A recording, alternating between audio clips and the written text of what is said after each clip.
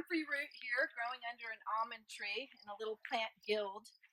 And its role in the environment here is to pull minerals from deeper in the soil and make them bioavailable to the other plants. And also inside the comfrey plant, it's full of nutrients. So for our chickens and goats, and as an herb for us. It's also a pollinator plant. And we use both the leaves and the roots. Comfrey leaf, it's kind of bristly. And this is the comfrey root that we dug out of the garden. If we wanted to grow more somewhere else, each of these would sprout into new plants. The crowns of the plant right here and here where you see the stem coming up. But we're going to dry it, or we're going to make it into some fresh herbal oil. So what we do there is we're going to wash it some more with a hose, and we're going to cut it and rub it with a dry brush. Just a dry vegetable brush. We don't want to take the skin of the comfrey off. We just want to loosen that dirt and then wash it off. And when we do this, our hands are going to get very slimy. This is comfrey root. It was just dug out of the garden and washed and brushed. You can see it still has all these kinds of projections everywhere. And we're going to take it and chop it up and make an herbal oil. Very easy to cut. And we were just commenting on kind of how slimy this feels. Yes, one of its constituents is mucilage. And mucilage is very slimy, and it's good for burns and soothing irritated tissue. So you could just take some of the root and rub it on if you had a burn. Or you can grate it with a cheese grater and pack it on. It's very nice and slimy and cooling, soothing. So I have a dry, clean canning jar here. And I'm going to take this chopped comfrey root that was also dried. It's fresh, but it's dry. And usually I would use a funnel to make sure it all goes in there. But today I'm funneling with my hands. And I'll take the rest of the stuff from the bowl and put it in.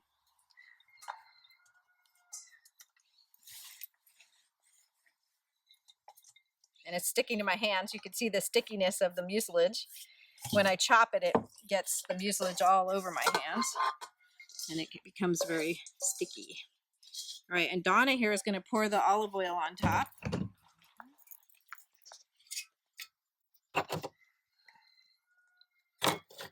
So our jar is about 3/4 full. And you're going to fill it to like that lower lip, just like canning. The canning level. All right.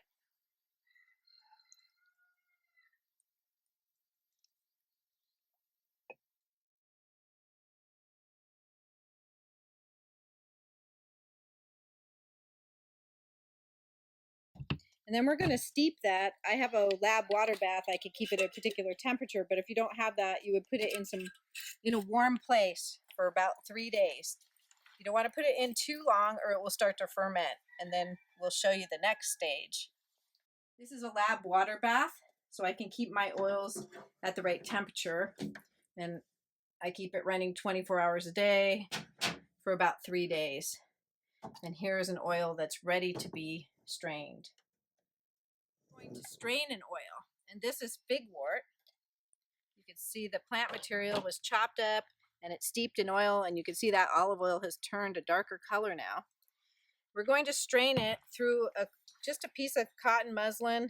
You can use an old t-shirt that's clean. It doesn't matter that much. And a funnel to channel that oil into the jar.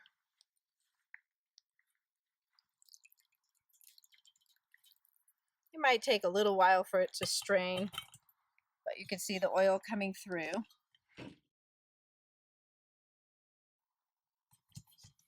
I'll just let gravity help me there.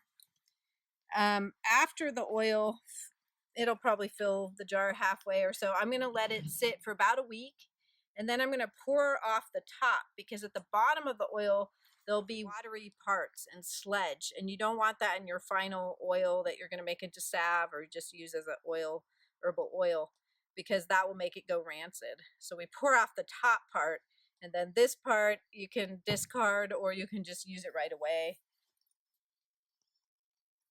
So once it's done dripping, we're going to set it aside. I might actually just press it a little bit, like let it strain a little bit more.